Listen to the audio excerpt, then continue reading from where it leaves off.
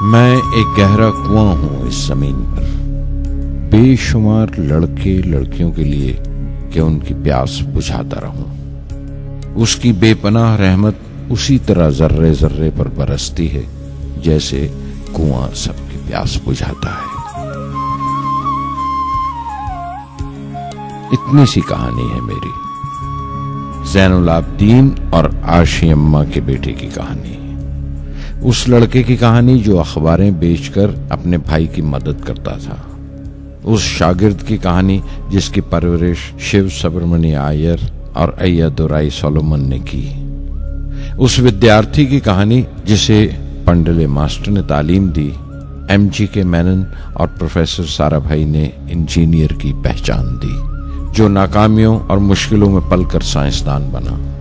और उस रहनुमा की कहानी जिसके साथ चलने वाले बेशुमार काबिल और हुनरमंद लोगों की टीम थी।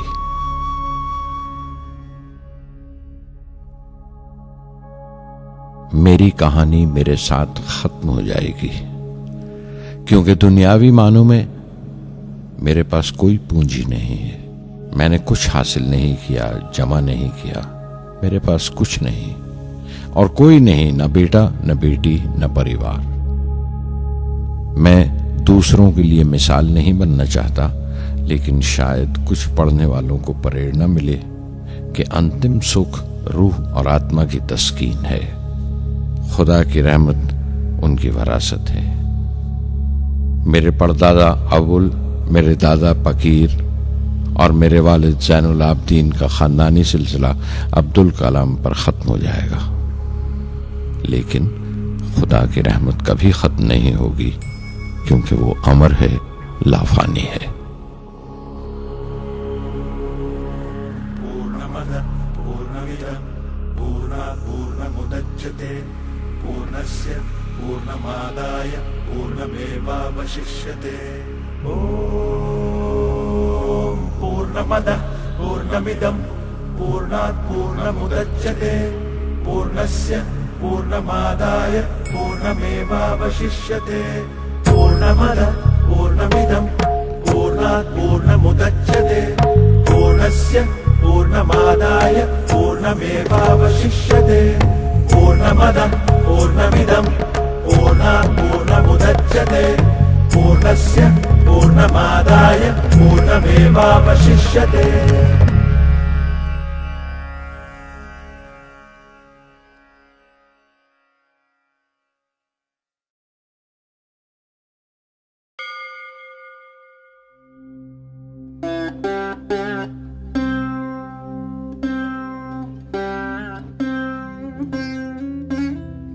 मैं शहर रामेश्वरम के एक मिडिल क्लास तमिल खानदान में पैदा हुआ। मेरे अब्बा ज़ैनुल आबदीन के पास न तालीम थी न दौलत, लेकिन इन मजबूरियों के बावजूद एक दानाई थी उनके पास और हौसला था। और मेरी मां जैसी मददगार थी आशी अम्मा। उनकी कई औलादों में एक मैं भी था, बुलंद कामत माँ बाप का एक छोटे से कद वाला मामूली शक्ल सूरत का लड़का। अपने पुश्तैनी मकान में रहते थे हम, जो कभी 19वीं सदी में बना था। काफी वसी और पक्का मकान था रामेश्वरम की मस्जिद स्ट्रीट में। मेरे अब्बा हर तरह के ऐशो आराम से दूर रहते थे, मगर जरूरियात की तमाम चीजें मुयस्सर थीं। सच तो यह है कि मेरा बचपन बड़ा महफूज था, मादी तौर पर भी और जज्बाती तौर पर भी, मटीरियली एंड इमोशनली।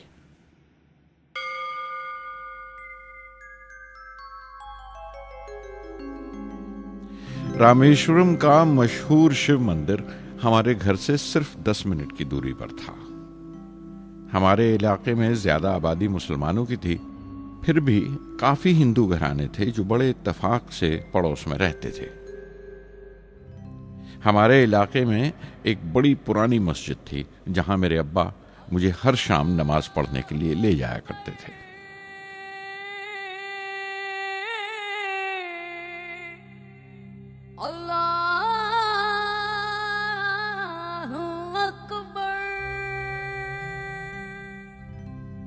रामेश्वरम मंदिर के बड़े पुरोहित पक्षी लक्ष्मण शास्त्री मेरे अब्बा के पक्के दोस्त थे।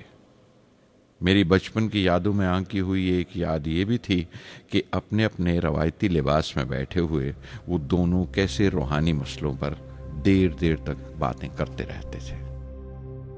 मेरे अब्बा मुश्किल से मुश्किल रूहानी मामलों को भी तमिल की आम जबान में बयान कर लिया करते थे। एक बार मुझसे कहा था, जब आफत आए तो आफत की वजह समझने की कोशिश करो, मुश्किलें हमेशा खुद को परखने का मौका देती हैं।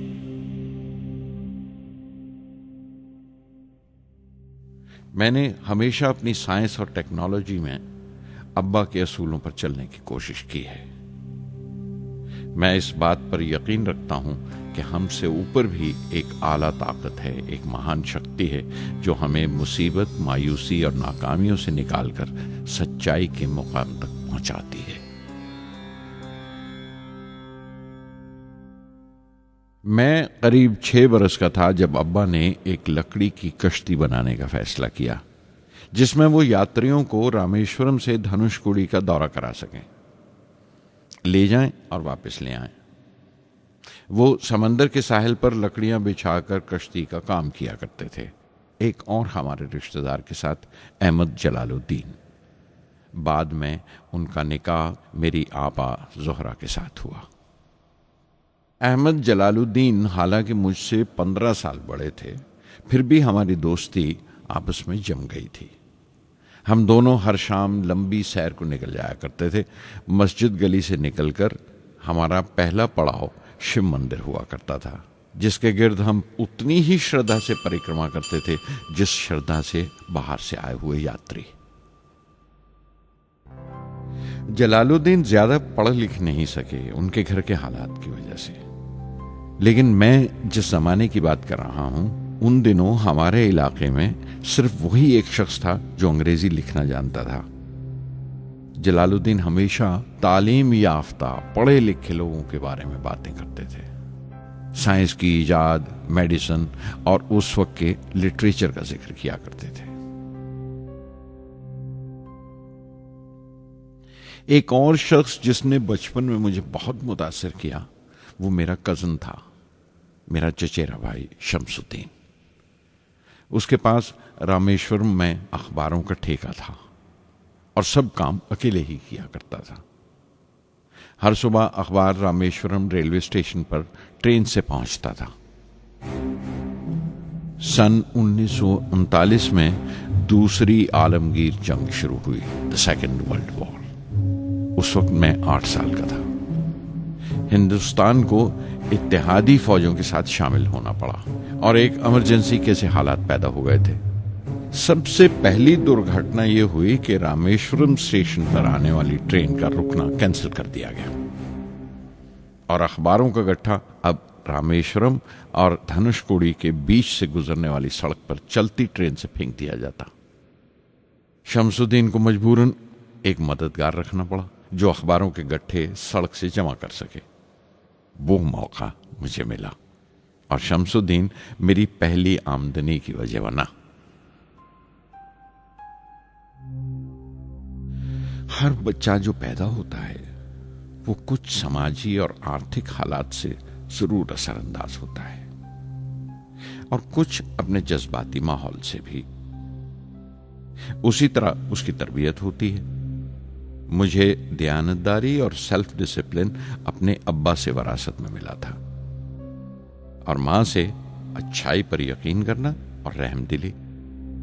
लेकिन जलालुद्दीन और शमसुद्दीन की सोहबत से जो असर मुझ पर पड़ा, उससे सिर्फ मेरा बचपन ही महज अलग नहीं हुआ, बल्कि आइंदा जिंदगी पर भी उसका बहुत बड़ा असर पड़ा।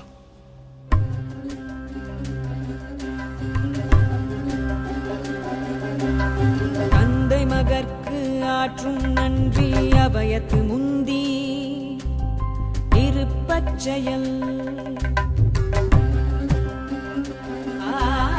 தந்தை மகற்கு ஆற்றும் நன்றி அபயத்து முந்தி இருப்பச்செயல் இருப்பச்செயல் மகன் தந்தைக்கு ஆற்றும் உதவி இவன் தந்தை என்னோற்றான் கொள்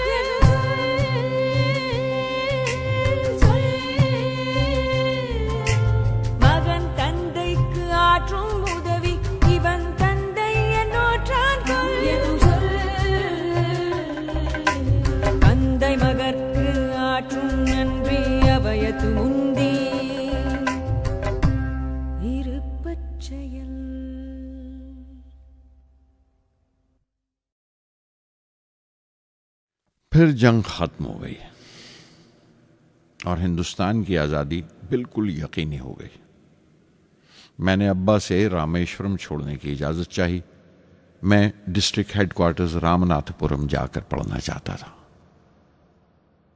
शमसुद्दीन और जलालुद्दीन मेरे साथ रामनाथपुरम तक गए मुझे शॉर्ट्स हाई स्कूल में दाखिल कराने के लिए। जाने क्यों वो नया माहौल मुझे रास नहीं आया। रामनाथपुरम बड़ा मसरूफ शहर था और करीब 50,000 की आबादी थी, लेकिन रामेश्वरम का सुकून और इत्मीनान कहीं नहीं था। घर बहुत याद आता था और घर लौटने का कोई मौका मैं छोड़ता नहीं था।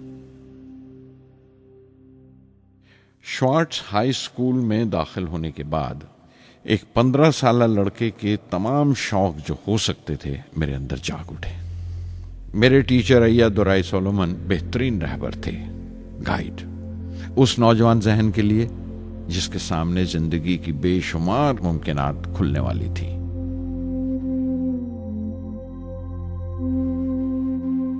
रामनाथपुरम के उस अरसा क़याम में उनसे मेरा रिश्ता उस्ताद शागिर्द या गुरु शिष्य से भी आगे निकल गया। अय्या दुराई कहा करते थे, जिंदगी कामयाब होने और नतीजे हासिल करने के लिए 3 ताकतों पर काबू पाना बहुत जरूरी है: ख्वाहिश, यकीन और उम्मीद। अय्या दुराई सोलोमन, जो बाद में रेवरेंड हो गए, कहा करते थे, इससे पहले कि मैं चाहूं कुछ हो जाए, ये जरूरी है कि मेरे अंदर उसकी पूरी शिद्दत से ख्वाहिश हो और यकीन हो कि वो होगा। मैं अपनी जिंदगी से अगर मिसाल दूं तो मुझे बचपन से ही आसमान के इसरार और परिंदों की परवाज हमेशा हैरान करती थी, फैसिनेट करती थी। समंदर में कूंजों और बगलों को ऊंची उड़ाने लगाते देखता था तो उड़ने को जी करता था। मैं एक सादा लोग गांव ही का लड़का तो था, लेकिन मुझे यकीन था कि एक दिन मैं जरूर उन कूंजों की तरह बुलंद उड़ाने लगाऊंगा, बुलंदी पर परवाज करूंगा। और हकीकत यह है कि रामेश्वरम से उड़ने वाला मैं पहला लड़का था।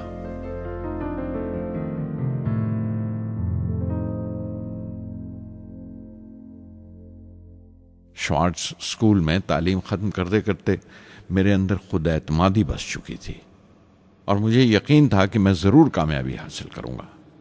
मैं तालीम आगे जारी रखूंगा, उसमें कोई दूसरा ख्याल नहीं था। सन 1950 में मैं इंटरमीडिएट पढ़ने के लिए सेंट जोसेफ कॉलेज ट्रिची में दाखिल हो गया। जब बीएससी डिग्री के लिए मैंने सेंट जोसेफ कॉलेज में दाखिला लिया तो हायर एजुकेशन के माने सिर्फ इतने ही जानता था। ये नहीं जानता था कि हायर एजुकेशन के लिए कुछ और भी हो सकता है। न ये जानता था कि साइंस पढ़ के फ्यूचर के लिए और क्या मौके हासिल हो सकते हैं।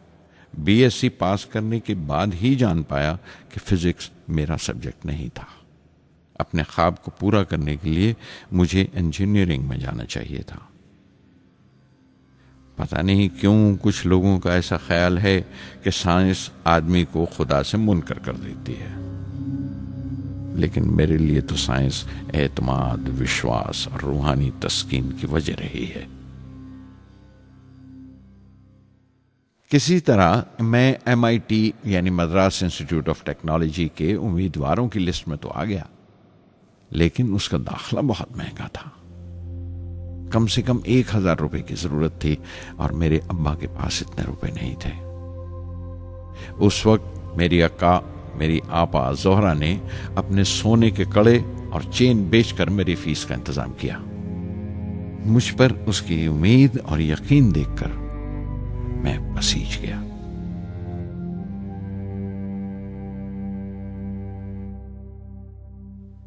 MIT में सबसे ज्यादा मजा आया।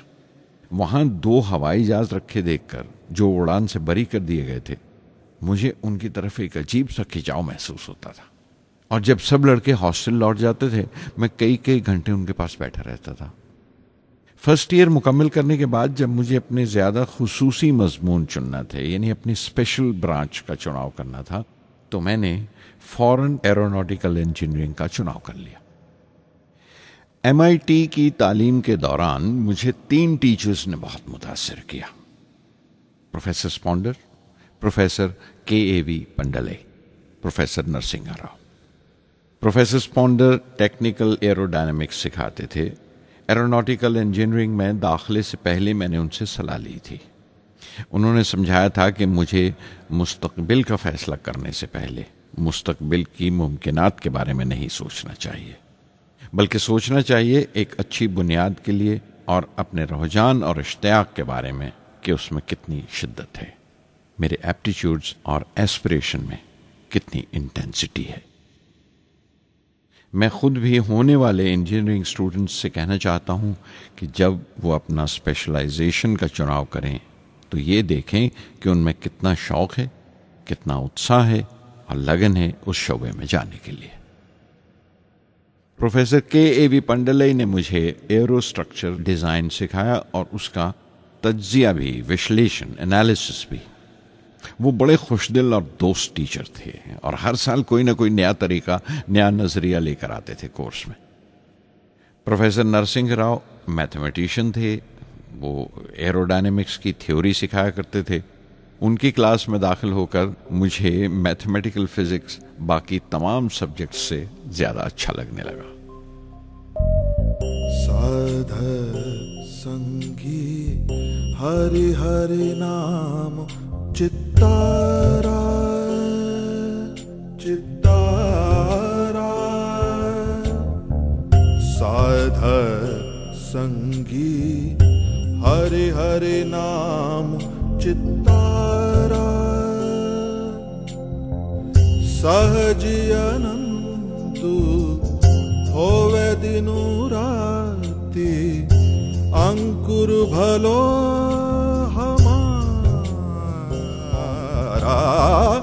साध संगी, साध संगी।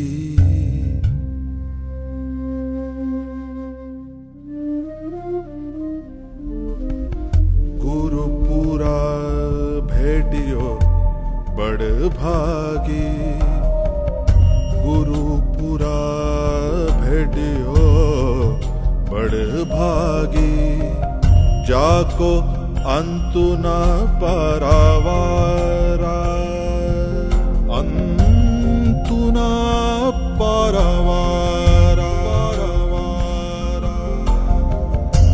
नानक सरनी गही स्वामी की, पुनः पुनः नमस्कार, साध संगी, साध संगी।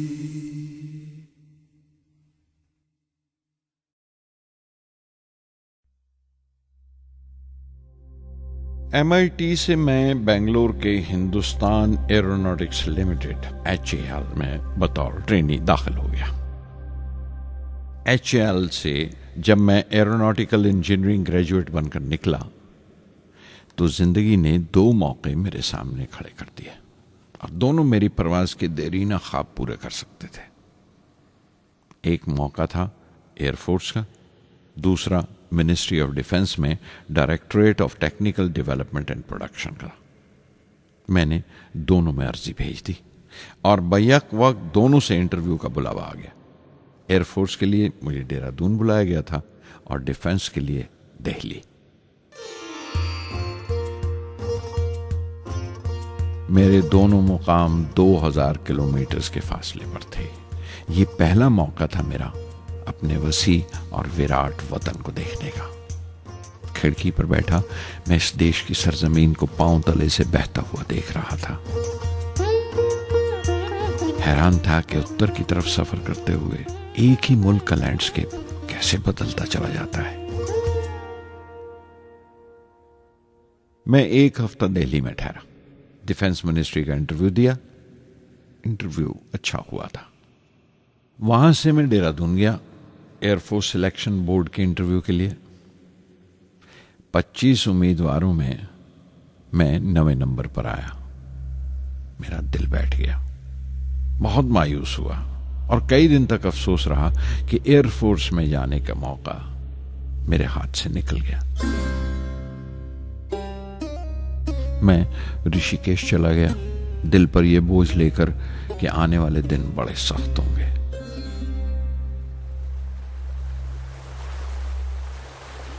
गंगा में स्नान किया और फिर चलता हुआ पास की पहाड़ी पर शिवानंद आश्रम तक पहुंच गया।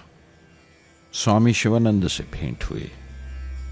देखने में बिल्कुल गौतम बुद्ध लगते थे, सफेद दूधिया धोती और पांव में लकड़ी की खड़ाऊं। उनकी बच्चों सी मासूम मुस्कान और सादा दिली देखकर बहुत प्रभावित हुआ मैंने बताया उन्हें कैसे मैं इंडियन एयरफोर्स में भर्ती होने से रह गया और मेरी कितनी शदीद ख्वाहिश थी आसमानों में उड़ने की, परवास करने की। वो मुस्कुरा दिए और बोले, ख्वाहिश अगर दिलो जान से निकली हो, वो पवित्र हो और उसमें शिद्दत हो, तो उसमें कमाल की एक इलेक्ट्रोमैग्नेटिक एनर्जी होती है, एक बरकी मकनातीसी ताकत होती है।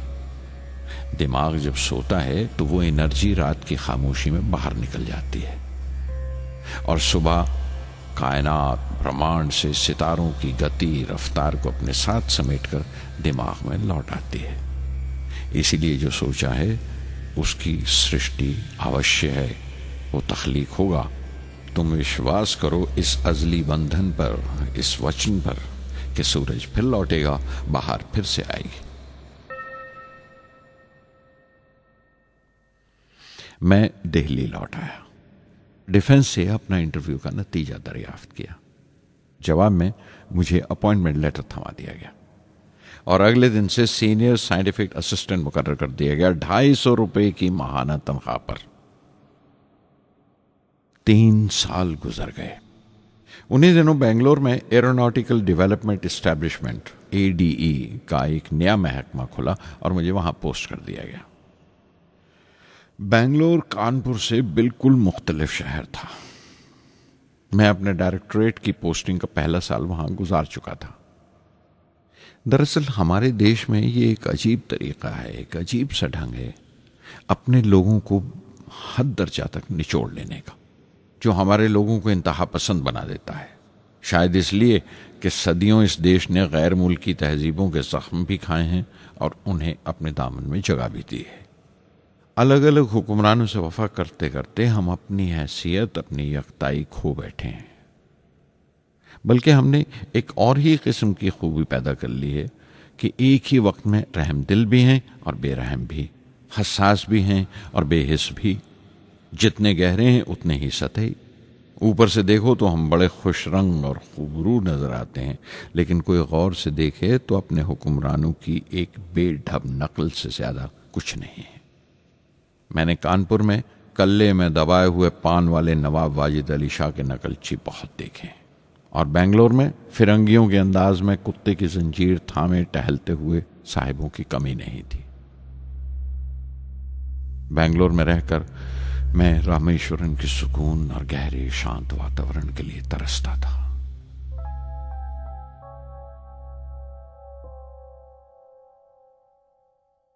पहले साल तो ADE में कोई ज्यादा काम नहीं था। एक प्रोजेक्ट टीम बनाई थी कि 3 सालों में एक स्वदेशी हॉवरक्राफ्ट तैयार करें और वो वक्त से पहले तैयार हो गया। नंदी उसका नाम रखा गया, शिव की सवारी के आधार पर। उसका डिजाइन हमारी उम्मीद से ज्यादा अच्छा था, लेकिन मैं सख्त मायूस हुआ जब आपसी कंट्रोवर्सीज की बिना पर सारा प्रोजेक्ट बालाए ताक रख दिया गया, बंद कर दिया गया। Professor MGK Menon, Tata institute of fundamental research के डायरेक्टर, एक रोज अचानक ही हमारी जांच पड़ताल को आ पहुंचे। नंदी का जिक्र निकला। मुझसे पूछताछ करते हुए उन्होंने ख्वाहिश जाहिर की एक 10 मिनट की उड़ान के लिए। उसके 1 हफ्ता बाद की बात है, मुझे इनकुस्पार से बुलावा आ गया, the Indian committee for space research. मैं मुंबई चला गया रॉकेट इंजीनियर की पोस्ट के लिए इंटरव्यू देने। मेरा इंटरव्यू लेने वाले डॉक्टर विक्रम साराभाई और प्रोफेसर MGK मेनन के अलावा मिस्टर सराफ थे, जो उस वक्त एटॉमिक एनर्जी कमीशन के डिप्यूटी सेक्रेटरी के ओहदे पर थे। डॉक्टर साराभाई की गर्मजोशी ने पहली ही मुलाकात में मेरा दिल मोह लिया। अगले ही दिन मुझे खबर मिल गई कि मैं चुन लिया गया। मुझे इनकोस्पार में रॉकेट इंजीनियर की हैसियत से शामिल कर लिया गया था। सन 1962 के देरीना हिस्से में कहीं इनकोस्पार ने थुम्बा में इक्वेटोरियल रॉकेट लॉन्चिंग स्टेशन बनाने का फैसला किया। थुम्बा केरला में त्रिवेंद्रम से परे एक दूर दराज के ऊंगते से गांव का नाम है। हिंदुस्तान में यह मॉडर्न रॉकेट बेस्ड रिसर्च की एक दबी सी इब्तदा थी, हल्की सी शुरुआत। उसके फौरन बाद ही मुझे 6 माह के लिए अमेरिका भेज दिया गया, नासा में रॉकेट लॉन्चिंग की ट्रेनिंग के लिए। जाने से पहले मैं थोड़ा सा वक्त निकालकर रामेश्वरम गया। मेरे अब्बा मेरी इस कामयाबी के लिए बहुत खुश हुए और मुझे उसी मस्जिद में ले जाकर शुक्राने की नमाज अदा की।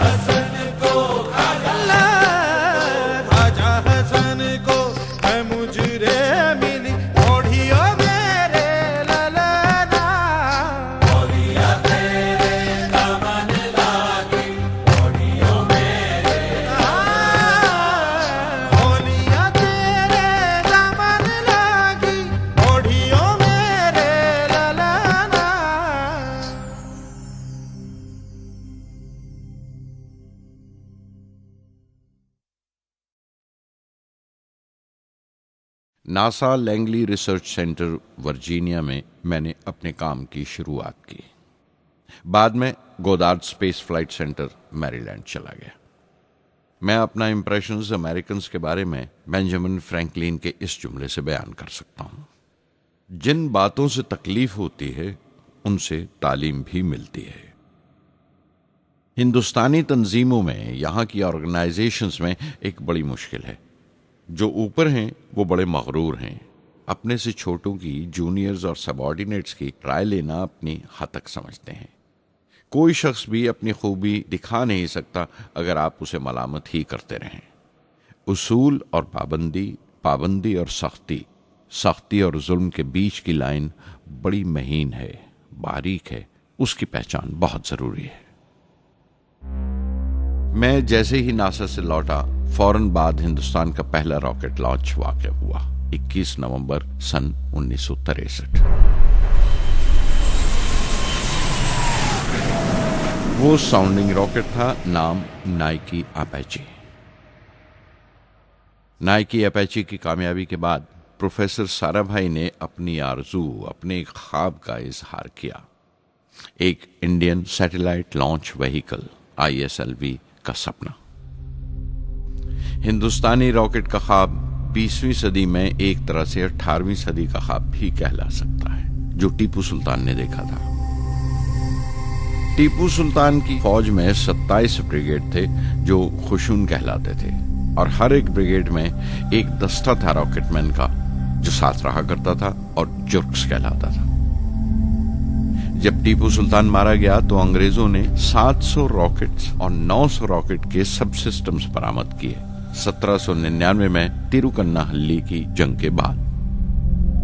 वो रॉकेट्स विलियम कॉन्गरीव ने इंग्लैंड भिजवा दिए जांच पड़ताल के लिए, उसकी तकनीक समझने के लिए, जिसे आज की साइंसी जबान में हम रिवर्स इंजीनियरिंग कहते हैं। टीपू सुल्तान की मौत के साथ उस ख्वाब की भी मौत हो गई, कम से कम 150 साल के लिए। पंडित जवाहरलाल नेहरू की बदौलत वो रॉकेटरी का ख्वाब एक बार फिर हिंदुस्तान में जिंदा हुआ। प्रोफेसर साराभाई ने उस ख्वाब को हकीकत बनाने की जिम्मेदारी अपने सर ले ली। बहुत से तंग नजर लोगों को एतराज था इस बात पर कि इस मुल्क में जहां लोगों को 2 वक्त की रोटी नसीब नहीं होती, वहां इन स्पेस उड़ानों को, इन खलाई तहरीकों को क्यों तरजीह दी जा रही है। लेकिन प्रधानमंत्री पंडित नेहरू और प्रोफेसर साराभाई के नजरिए में किसी किस्म का मुबालगा नहीं था। उनके नजरिए बिल्कुल साफ थे कि अगर दुनिया के मुल्कों में और दुनिया के मसलों में कोई हिस्सा लेना है, शिरकत करनी है, हिंदुस्तान को कोई हैसियत हासिल करनी है, तो साइंस और टेक्नोलॉजी की तरक्की और खुद मुख्तारी, सेल्फ रिलायंस अशद जरूरी है। और उनका मकसद ताकत का मुजाहिरा हरगिज नहीं था। सहज पके सो मीठा होए। थुम्बा में 2 रॉकेट सहज पके मगर कामयाब हुए, एक रोहिणी, दूसरा मेनका।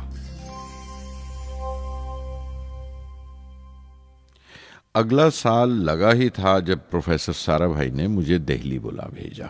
एक मीटिंग थी और मीटिंग में ग्रुप कैप्टन वीएस नारायणन से मेरा तारुफ कराया गया, जो एयर हेडक्वार्टर्स से थे। प्रोफेसर साराभाई ने रेटो तैयार करने का इरादा जाहिर किया, rocket assisted take off system, एक मिलिट्री एयरक्राफ्ट जो रॉकेट की मदद से उड़ाया जा सके, बड़ी छोटी सी जगह में।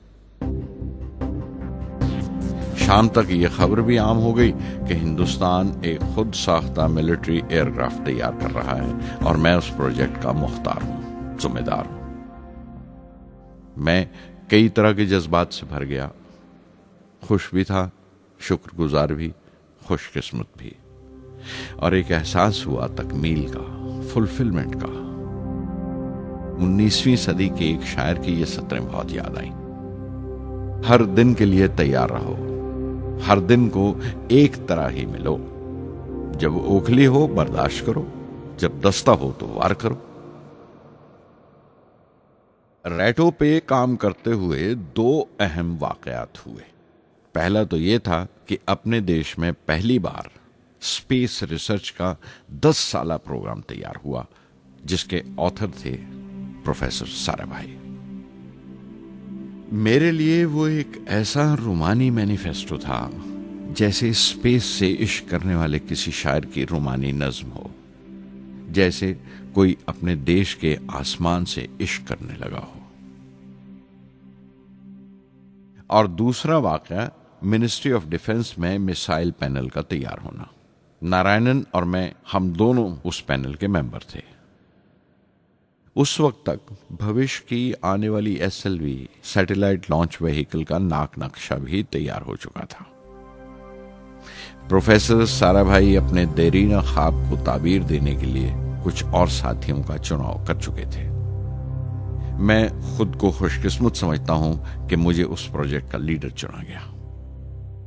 उस पर प्रोफेसर साराभाई ने मुझे एक और जिम्मेदारी भी सौंपी कि लॉन्च की 4थी स्टेज मैं ही डिजाइन करूं। यह मामूल था, मेरा आदत थी कि हर मिसाइल पैनल की मीटिंग के बाद मैं जाकर प्रोफेसर साराभाई को पूरी तफसील, पूरी रिपोर्ट देता था। दिल्ली में ऐसी ही एक मीटिंग के बाद 23 दिसंबर 1971 को मैं त्रिवेंद्रम लौट रहा था और उस दिन प्रोफेसर साराभाई थुम्बा में SLV का मुआयना करने गए हुए थे। दिल्ली एयरपोर्ट के लाउंज से मैंने उन्हें फोन किया, पैनल मीटिंग की तफसील बताई। प्रोफेसर साराभाई ने मुझे कहा कि मैं त्रिवेंद्रम एयरपोर्ट पर उनका इंतजार करूं। मैं जब त्रिवेंद्रम पहुंचा तो फिजा में एक मातम बिछा हुआ था। मुझे खबर दी गई कि प्रोफेसर साराभाई नहीं रहे। चंद घंटे पहले दिल का दौरा पड़ने से उनका इंतकाल हो गया। मैं थर्रा के रह गया। चंद घंटे पहले ही तो मैंने उनसे बात की थी। मेरे लिए वो बहुत बड़ा सदमा था। प्रोफेसर साराभाई मेरी नजर में इंडियन साइंस के राष्ट्रपिता हैं, जैसे राष्ट्र के पिता महात्मा गांधी हैं। उन्होंने अपनी टीम से रहनुमा पैदा किए और खुद अपने अमल से उनके लिए मिसाल साबित हुए।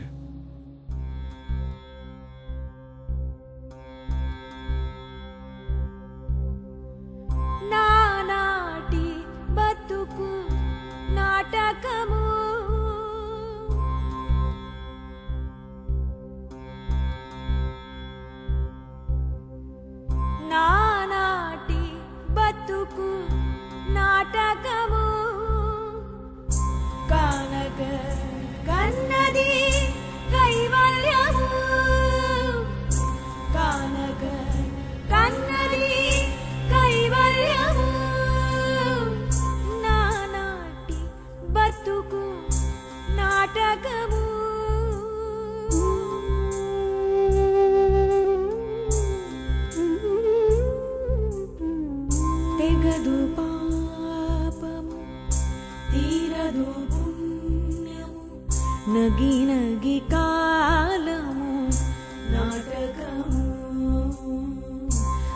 తీరదు పాపము తీరదు పుణ్యము నగి నగి కాలము నాటకము యగువన శ్రీ వెంకటేశ్వరుడేలికే యగువన శ్రీ వెంకటేశ్వరుడేలికే గగనము మీదిది కైవల్యము గగనము మీదిది కైవల్యము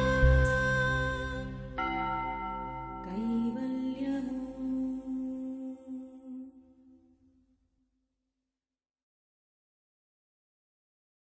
कुछ अरसा प्रोफेसर एमजी के मेनन ने स्पेस रिसर्च का काम संभाला। बिलाखिर प्रोफेसर सतीश धवन को Indian space research organisation ISRO की जिम्मेदारी सौंप दी गई। तुम्बा का पूरा कॉम्प्लेक्स एक बड़े पैमाने पर स्पेस सेंटर बना दिया गया और Vikram Sarabhai space centre VSSC का नाम दिया गया। जिसने वो सेंटर कायम किया था उसी के नाम से उस जगह की श्रद्धांजलि पेश की गई। मशहूर मेटलर्जिस्ट डॉक्टर ब्रह्म प्रकाश VSSC के पहले डायरेक्टर मुकर्रर हुए। कोई भी शख्स अपनी जिम्मेवारी में तभी कामयाब हो सकता है अगर वो बारसूख हो, मोतबर हो और अपने फैसलों के लिए उसे सही हद तक आजादी हो। शायद निजी जिंदगी में भी तसल्ली का यही एक रास्ता है। आजादी और जिम्मेवारी एक साथ हो, तभी वो तस्कीन और खुशी का बायस हो सकती है। और जाती आजादी हासिल करने के लिए मैं 2 रास्ते तजवीज कर सकता था जो मैंने इख्तियार किए। पहला तो ये कि अपनी तालीम और तरबियत को बढ़ावा दो। इल्म, नॉलेज बड़ा कारआमद हथियार है, बहुत काम आता है। इल्म जितना ज्यादा होगा उतनी ज्यादा आजादी के हकदार होगे। इल्म वो पूंजी है जो कोई छीन नहीं सकता। टीम की रहनुमाई तभी मुमकिन है अगर आपकी जानकारी मुकम्मल हो, अप टू डेट हो। कामयाब रहनुमा बनने के लिए जरूरी है कि दिन का काम जब खत्म हो आप पिछले काम का जायजा लें, अगले दिन के काम की तैयारी करें। दूसरा तरीका यह है कि अपने काम को अपना फख्र समझें, गर्व समझें और जरूरी है कि अपने अंदर की शक्ति की सही जानकारी हो। जो करो उस पर यकीन रखो या जिस पर यकीन हो वही करो, वरना दूसरों के ईमान का शिकार बनते रहोगे। SLV प्रोजेक्ट के पहले 3 सालों में साइंस के बहुत से नए नए इसरार खुले और आहिस्ता आहिस्ता साइंस और टेक्नोलॉजी का फर्क समझ आने लगा। रिसर्च और अमल, डेवलपमेंट का फासला पता चलने लगा। किसी भी ईजाद में गलतियां होना लाजमी है, लेकिन हर गलती कामयाबी की तरफ एक और कदम उठाती है, एक और सीढ़ी बन जाती है। किसी भी तख्लीक की तरह SLV-3 की तख्लीक भी कई दर्दनाक लम्हों से गुजरी। एक रोज जब मैं और मेरे तमाम साथी अपने कामों में पूरी तरह डूबे हुए थे, मेरे घर से एक मौत की इत्तला पहुंची।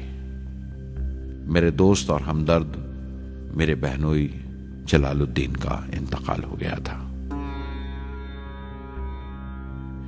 कुछ देर के लिए तो मैं सुन्न होकर रह गया। मेरी आंखों में अंधेरा छा गया। थोड़ी देर बाद जब अपने चौगिरदे का एहसास हुआ तो महसूस किया जैसे मेरी हस्ती का एक हिस्सा मर गया था। रात की रात बसों में सफर करता हुआ अगली सुबह मैं रामेश्वरम पहुंचा।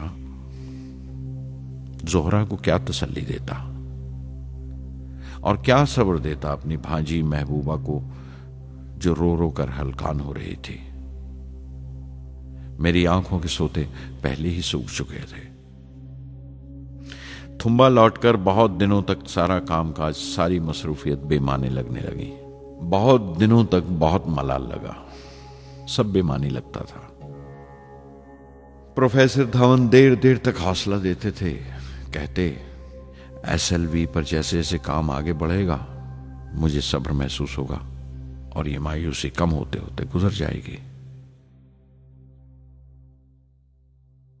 1976 में मेरे अब्बा ज़ैनुल आबदीन 102 साल की उम्र में वहीं रामेश्वरम में इंतकाल फरमा गए। 15 पोते पोतियां छोड़कर गए थे पीछे और एक पड़पोता। दुनियावी तौर पर वो सिर्फ एक और बुजुर्ग की मौत थी। कोई बड़ा मातम नहीं हुआ, झंडा नहीं उतारा गया, न अखबारों ने स्याह हाशिए दिए, न सियासतदान थे वो, न विद्वान कोई, न कोई बड़े सरमायादार। एक सीधे सादे इंसान थे, फरिश्ता सिफत, और हर उस बात की वजह थे जो दानाई और पारसाई की राह दिखाती है।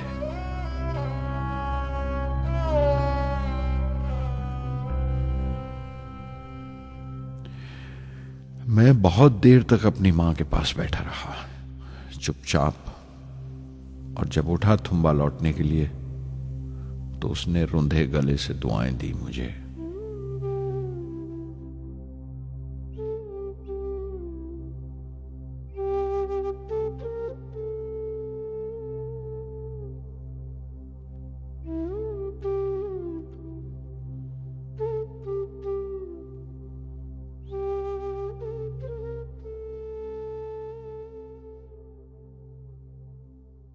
SLV-3 अपोजी रॉकेट जो फ्रांस से उड़ाई जाने वाली थी, अचानक कुछ मुश्किलों का शिकार हो गई।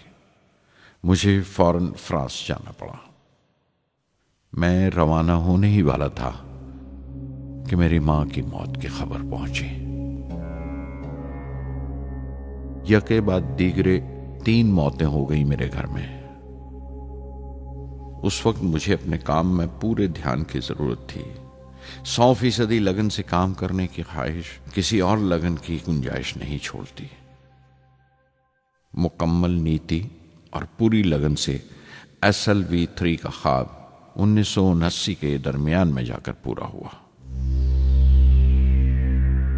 हमने SLV-3 की परवाज का दिन 10 अगस्त 1979 तय किया था। 23 मीटर लंबा 4 स्टेजेस का यह रॉकेट 17 टन का वजन लेकर 7:58 पर बड़ी कजदाई से उड़ा और खला की तरफ रवाना हुआ।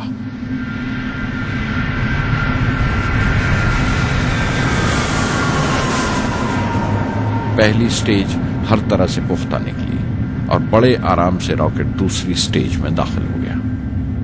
हम सब दम खुद रह गए, सांस रोके बैठे थे। हमारे बरसों का ख्वाब आसमान की तरफ सफर कर रहा था। अचानक हमारे ख्वाब में दरार आई, हमारा सुकून टूटा, हमारी खामोशी टूटी।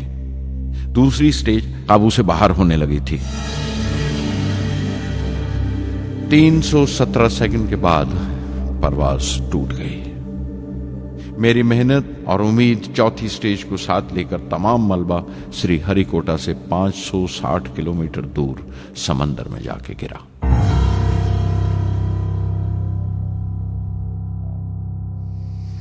इस हादसे से हम सबको सख्त सदमा पहुंचा। मैं गम और गुस्से से भर गया, नुचड़ गया, बिल्कुल जिस्मानी तौर पर भी और जहनी तौर पर भी। मैं सीधा अपने कमरे में गया और बिस्तर में धंस गया। मैंने अपने कंधे पर एक दिलासे का हाथ महसूस किया तो आंख खोली। दोपहर ढल चुकी थी, शाम करीब थी। डॉक्टर ब्रह्म प्रकाश मेरे सराहने बैठे थे। उनकी इस हमदर्दी ने छू लिया मुझे। मैं उदास था, मायूस था, लेकिन अकेला नहीं।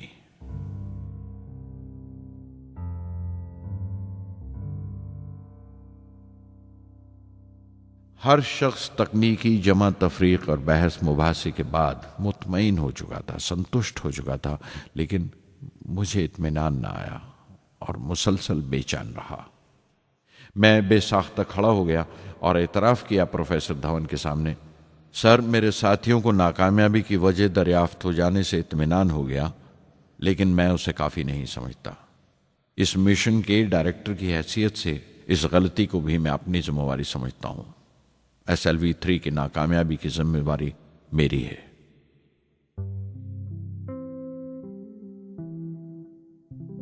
साइंस का काम कमाल दर्जा उत्साह भी देता है, खुशी भी और उतनी ही गहरी मायूसी भी। इस तरह के वाकयात सोच सोचकर मैं दिल को ढारस देता रहा।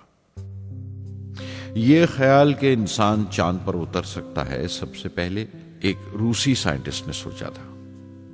उसे हकीकत बनने में 40 साल गुजर गए जब अमेरिका ने उसे पूरा किया। प्रोफेसर चंद्रशेखर ने चंद्रशेखर लिमिट का आविष्कार किया था 1930 में, जब कैम्ब्रिज में पढ़ रहे थे। लेकिन 50 साल बाद उन्हें उसी डिस्कवरी पर नोबेल प्राइज मिला।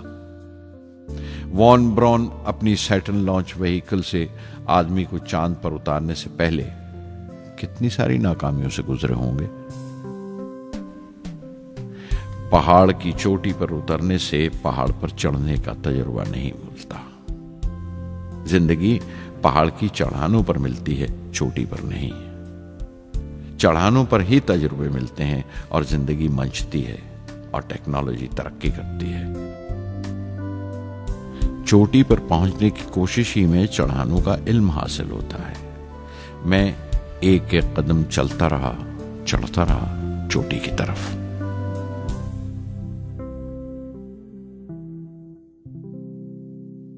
SLV-3 की उड़ान से 30 घंटा पहले 17 जुलाई 1980 के दिन अखबारों की सुर्खियां तरह तरह की राय और अंदाजों से भरी हुई थीं। ज्यादातर रिपोर्टर्स ने पहली SLV की उड़ान याद दिलाई थी कि किस तरह वो रॉकेट फेल हो गया था और उसका मलबा समंदर में जाकर गिरा था। कुछ लोगों ने तो देश की दूसरी खामियों का जिक्र करते हुए भी उसे SLV-3 से जोड़ दिया था। मैं जानता था कि अगले दिन का नतीजा हमारे फ्यूचर के स्पेस प्रोग्राम का फैसला करने वाला है। मुख्तसर ये कि सारी कौम की नजरें हम पर गड़ी हुई थीं। 18 जुलाई 1980 सुबह 8:03 पर हिंदुस्तान का पहला सैटेलाइट लॉन्च व्हीकल उड़ा।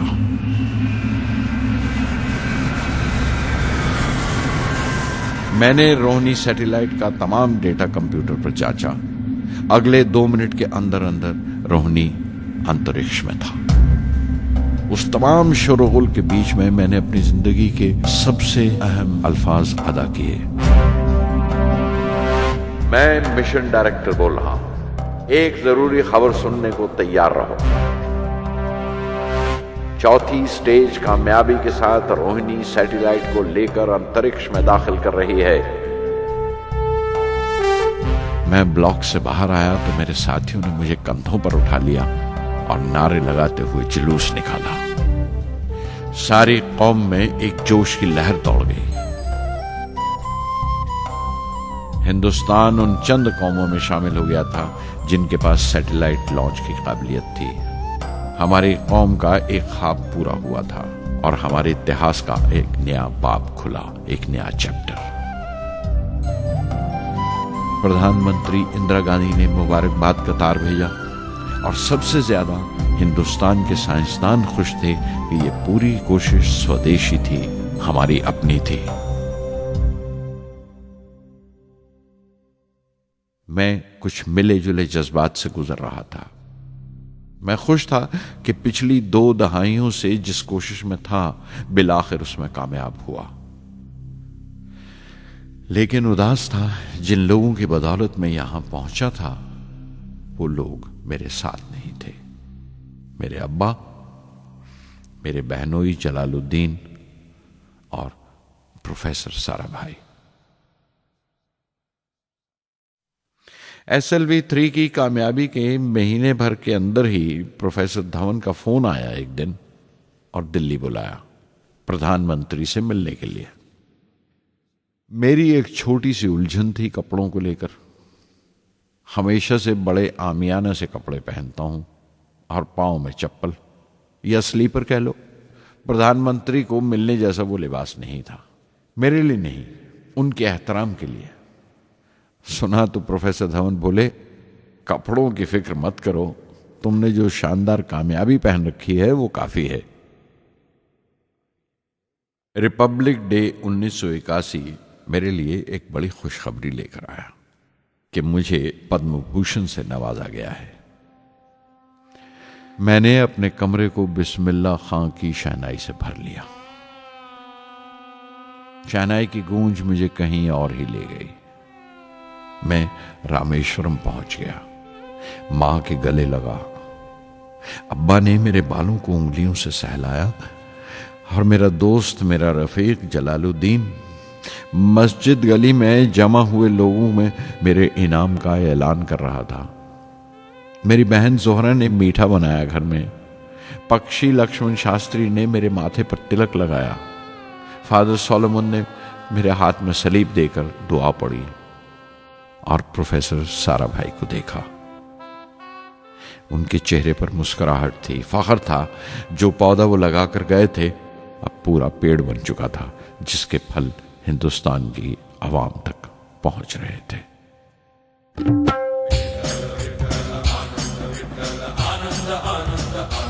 ओ आनंदाचे डोही आनंद तरंग, आनंदाचे डोही आनंद तरंग, आनंदाची अंग, आनंदाचे आनंदाची अंग, आनंदाचे आनंदाचे डोही आनंद तरंग, आनंदाचे डोही आनंद तरंग।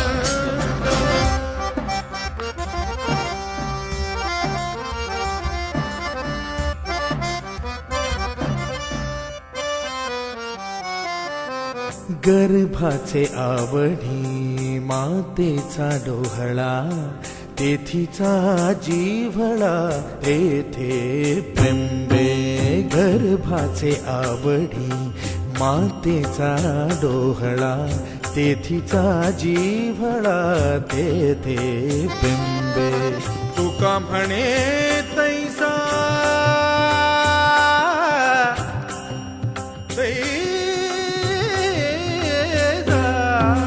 तुका म्हणे तैसा ओतलाचे ठसा, अनुभव सरीसा मुखाला। आनंदाचे डोही आनंद तरंग, आनंदाची अंग, आनंदाचे आनंदाचे डोही आनंद तरंग।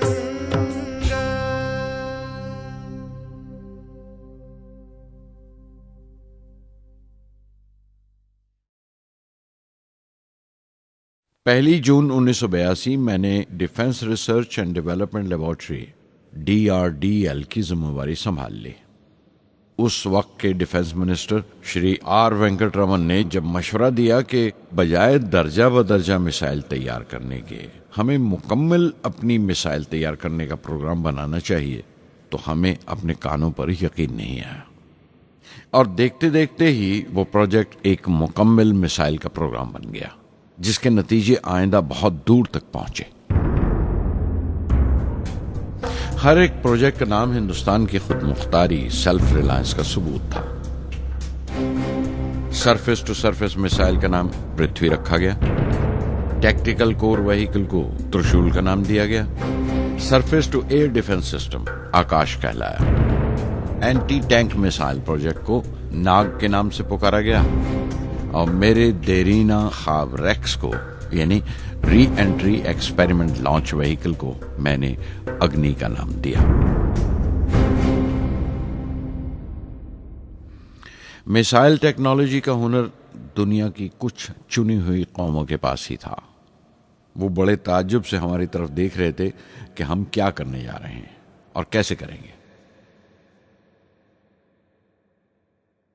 हम एक मीटिंग में बैठे हुए अपने मकसद को पूरा करने के लिए 1984 की निशानदेही कर रहे थे जब डॉक्टर ब्रह्म प्रकाश की मौत की खबर आई।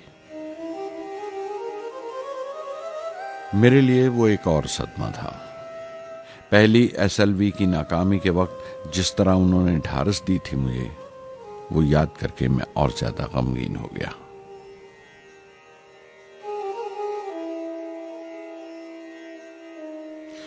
प्रोफेसर साराभाई अगर VSSC के निर्माता थे, बनाने वाले थे, तो डॉक्टर ब्रह्म प्रकाश उसके आमिल थे, एग्जीक्यूटर थे। उनकी विनम्रता ने मुझे बड़ी हद तक नरम कर दिया। और मैंने अपनी तुंद मिजाजी पर काफी काबू कर लिया। उनकी हलीमी सिर्फ अपनी खूबियों तक ही महदूद नहीं थी, बल्कि अपने से छोटों को इज्जत देना भी उनकी आदत में शामिल था। उनके बर्ताव और सलूक में ये बात नजर आ जाती थी कि कोई शख्स भी खामियों से खाली नहीं है। यहाँ तक कि अफसर भी, लीडर भी, रहनुमा भी। वो बहुत बड़े दानिश्वर थे। एक कमजोर से शरीर के अंदर उनमें बच्चों की सी मासूमियत थी। मुझे वो हमेशा साइंसदानों में संत नजर आते थे।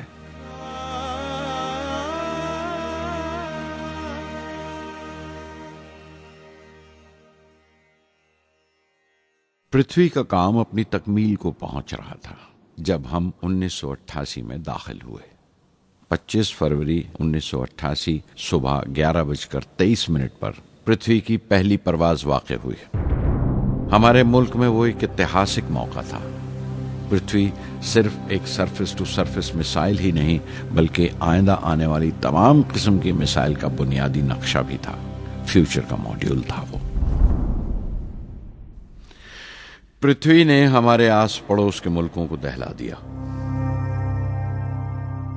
मगरबी यानी वेस्टर्न मुल्कों को पहले तो हैरत हुई, फिर गुस्से का इजहार किया और पाबंदी लगा दी इंडिया के लिए कि वो ऐसी कोई चीज बाहर के मुल्कों से न खरीद सकें जो उनके मिसाइल प्रोग्राम में इस्तेमाल हो सकती हो या काम आ सकती हो। मिसाइल की इजाद में हिंदुस्तान की खुद मुख्तारी ने दुनिया के तमाम तरक्की याफ्ता मुल्कों को परेशान कर दिया। अग्नि की टीम में 500 से ज्यादा साइंसदान शामिल थे। अग्नि की परवाज 20 अप्रैल 1999 तय पाई थी। लॉन्च की तमाम तैयारियां मुकम्मल हो चुकी थीं और हिफाजत के लिए यह फैसला किया गया था कि लॉन्च के वक्त आसपास के तमाम गांव खाली करा दिए जाएं। अखबारात और दूसरी मीडिया ने इस बात को बहुत उछाला। 20 अप्रैल पहुंचते पहुंचते तमाम मुल्क की नजरें हम पर टिकी हुई थीं।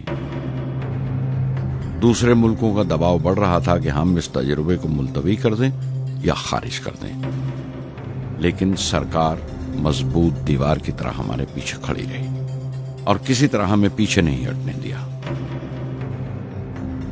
परवाज से सिर्फ 14 सेकंड्स पहले हमें कंप्यूटर ने रुकने का इशारा किया। किसी एक पुर्जे में कोई खामी थी, वो फौरन ठीक कर दी गई, लेकिन उसी वक्त डाउन रेंज स्टेशन ने रुकने का हुक्म दिया। चंद सेकंड्स में कई रुकावटें सामने आ गईं और परवाज मुलतवी कर दी गई। अखबारात ने आस्तीनें चढ़ा ली। हर बयान ने अपनी अपनी तरह की वजूहात निकाल ली। कार्टूनिस्ट सुधीर दार ने एक कार्टून शाया किया जिसमें एक खरीदार कुछ सामान दुकानदार को वापस करते हुए कह रहा था, अग्नि की तरह वो भी नहीं चली। एक कार्टून में दिखाया गया कि साइंसदान कह रहा है, सब ठीक था, स्विच बटन नहीं चला। हिंदुस्तान टाइम्स के कार्टून में एक नेता रिपोर्टर को समझा रहा है, डरने की कोई बात नहीं, ये बड़ी अमन पसंद अहिंसावाद की मिसाइल है, इससे कोई मरेगा नहीं। करीब 10 रोज दिन रात काम चला मिसाइल की दुरुस्ती पर और आखिरकार साइंसदानों ने एक नई तारीख तय की अग्नि की परवाज के लिए। मगर फिर वही हुआ। 10 सेकंड पहले कंप्यूटर ने रुकावट का इशारा किया। पता चला एक पुर्जा काम नहीं कर रहा है। परवाज फिर मुलतवी कर दी गई। ऐसी बात किसी भी साइंसी तजुर्बे में हो जाना आम बात है। गैर मुल्कों में भी बहुत बार होता है, लेकिन उम्मीद से भरी हुई कौम हमारी मुश्किलें समझने को तैयार नहीं थी।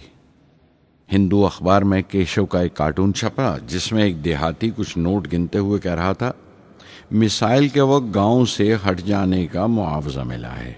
2-4 बार और ये तजुर्बा मुलतवी हुआ तो मैं पक्का घर बनवा लूंगा। अमोल बटर वालों ने अपने होर्डिंग पर लिखा, अग्नि को ईंधन के लिए हमारे बटर की जरूरत है। अग्नि की मुरम्मत का काम जारी रहा। आखिरकार एक बार फिर 22 मई की तारीख अग्नि की परवाज के लिए तय पाई। उसकी पिछली रात doctor Arunachalam, general KN Singh और मैं डिफेंस मिनिस्टर KC पंत के साथ चहलकदमी कर रहे थे। पूरे चांद की रात थी, हाई टाइड का वक्त था और लहरें गरज गरज कर खुदा की अजमत का नाम ले रही थी। कल अग्नि की परवाज कामयाब होगी या नहीं, बार बार यही सवाल हमारे दिमाग में गूंज रहा था।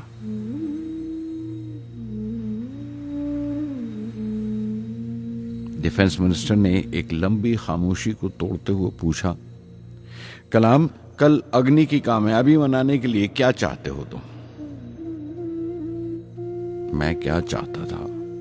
क्या था जो नहीं था मेरे पास? अपनी खुशी के इजहार के लिए मुझे क्या करना चाहिए? और अचानक मुझे जवाब मिल गया, हम 1 लाख पेड़ों की कोंपलें लगाएंगे, मैंने कहा और उनके चेहरे पर रौनक आ गई। तुम अपनी अग्नि के लिए धरती मां का आशीर्वाद चाहते हो, बोले। कल यही होगा, उन्होंने पेशेंगोई की।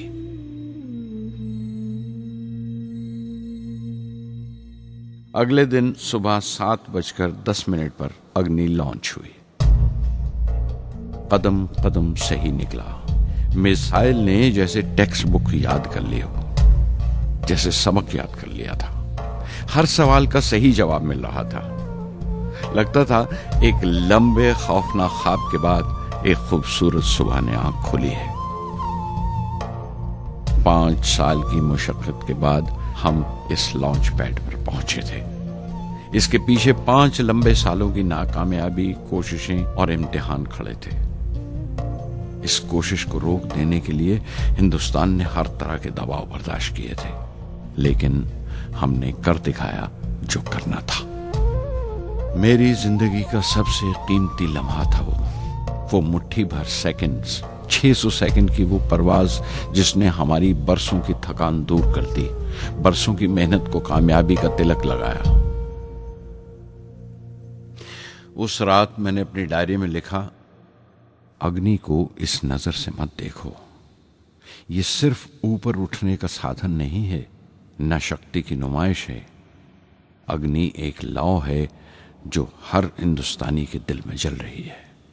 इसे मिसाइल मत समझो, ये कौम के माथे पर चमकता हुआ आग का सुनहरी तिलक है। स्वधर्मम् अपि चावेक्ष्य न विकम्पितुम् अर्हसि, धर्म्याद् युद्धश्रेयोऽन्य क्षत्रियस्य न विद्यते। स्वधर्मम् अपि चावेक्ष्य न विकम्पितुम् अर्हसि, धर्म्याद् युद्धश्रेयोऽन्य क्षत्रियस्य न विद्यते। अदच्चेत्त्वम् इमं धर्म्यं सङ्ग्रामं न करिष्यसि, तदस्वधर्मं कीर्तिं च हित्वा पापम् अवाप्स्यसि, हित्वा पापम् अवाप्स्यसि।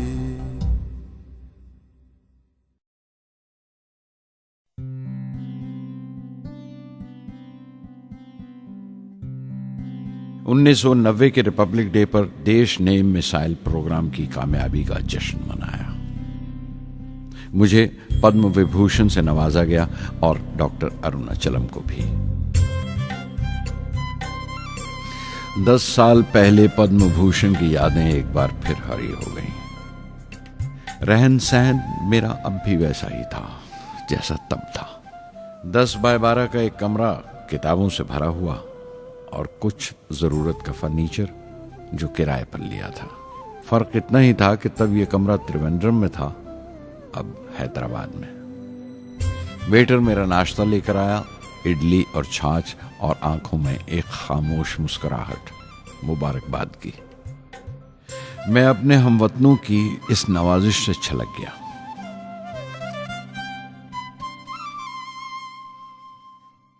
मैं जानता हूं कि बहुत से साइंसदान और इंजीनियर मौका मिलते ही वतन छोड़ जाते हैं, दूसरे मुल्कों में चले जाते हैं ज्यादा रुपया कमाने के लिए, ज्यादा आमदनी के लिए।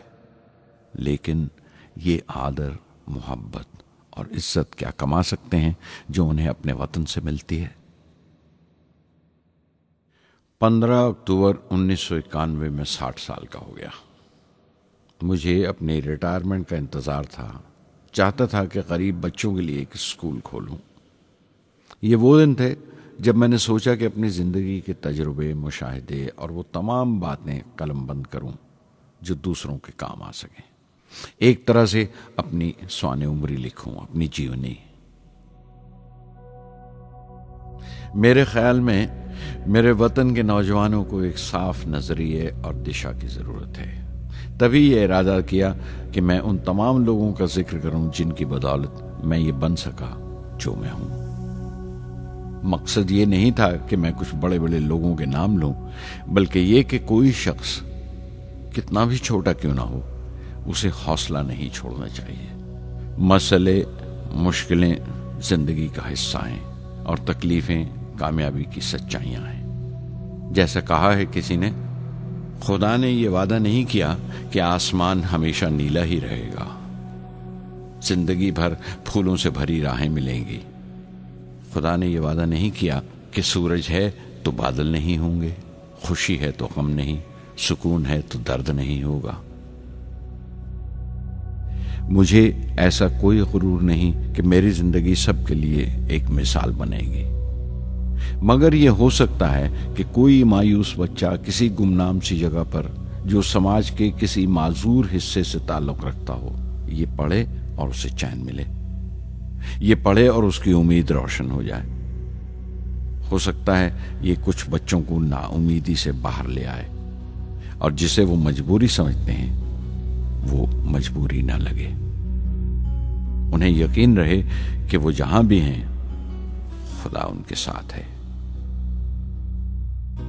काश हर हिंदुस्तानी के दिल में जलती हुई लौ को पर लग जाए और उस लौ की परवाज से सारा आसमान रोशन हो जाए।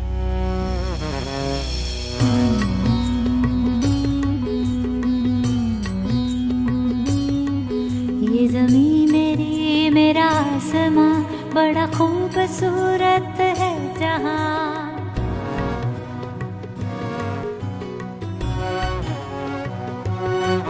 ये ज़मीं मेरी, मेरा आसमां, बड़ा खूबसूरत है जहां। मेरी जिंदगी परवाज़ है, वो फिजा मेरी, मैं उड़ूं जहां। मेरी जिंदगी परवाज़ है, वो फिजा मेरी, मैं उड़ूं जहां। ये ज़मीं मेरी, मेरा आसमां, बड़ा खूबसूरत है जहां। कभी धूप लेप के आसमां हमने सुनहरी कर लिया। कभी धूप लेप के आसमां हमने सुनहरी कर लिया। फिर धूप बांध के पाँव में हम उड़े हैं ठंडी हवाओं में। ज़मीं मेरी, मेरा आसमां, बड़ा खूबसूरत है जहां। कभी वक्त उठा के सरों पे हम और आग लेके परों पे हम। कभी वक्त उठा के सरों पे हम और आग लेके परों पे हम। कभी छानी खाली खला कहीं, हम उड़े जहाँ पे हवा नहीं। ज़मीं मेरी, मेरा आसमां, बड़ा खूबसूरत है जहां। मेरी जिंदगी परवाज़ है, मेरी जिंदगी परवाज़ है, वो फिजा मेरी, मैं उड़ूं जहां। ये ज़मीं मेरी, मेरा आसमां, बड़ा खूबसूरत है जहां। ये ज़मीं मेरी, मेरा आसमां, बड़ा